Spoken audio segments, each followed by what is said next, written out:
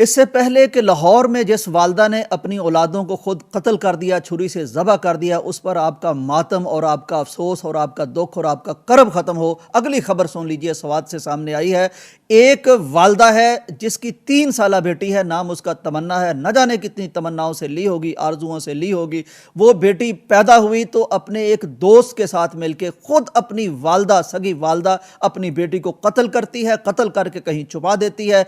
Police को खबर होती है, किसी जरिए से शक होता है, सीसीटीवी फुटेजेस के जरिए से वो जनाब इनको पकड़ते हैं और कब्र भी तलाश कर ली जाती है, वहां से वो लाश बरामद हो जाती है। एक दफा फिर हम ये सोच में पड़ गए हैं, चूंकि मीडिया का दौर है, ये खबर हर जगह फैल जाती है, सोशल मीडिया पर फैल जाती है। सर पकड़ के बैठ गए लोग कि जनाब अजनबी लोगों से तो बच्चों की हिफाजत करते ही थे, तो क्या अब माओं पे भी एतबार करना छोड़ दें, माओं पे भी एतमाद करना छोड़ दें? अब माएं कातिल साबित होना शुरू हो गई हैं। चलो एक आध को वाकया होता तो और बात है, लेकिन पेदर पे वाकयात हो रहे हैं। क्यों हो रहे हैं? इस पर भी गौर करें, इस पर भी गौर करें कि आपका मीडिया आपको दिखाता क्या है और हमारी तरबियतें क्या हैं। माओं की तरबियतें करें, शरी दायरे में रहना सीखें, इन्हें जनाब दीन सिखाएं, वरना माएं डाइन बन रही हैं और नागन बन के अपने बच्चों को डस रही है। मेरा ख्याल नाग भी और नागने भी अपने बच्चों को नहीं डसती। अल्लाह ताला हम पर रहम फरमाए। इजाजत दीजिए, अल्लाह हाफिज।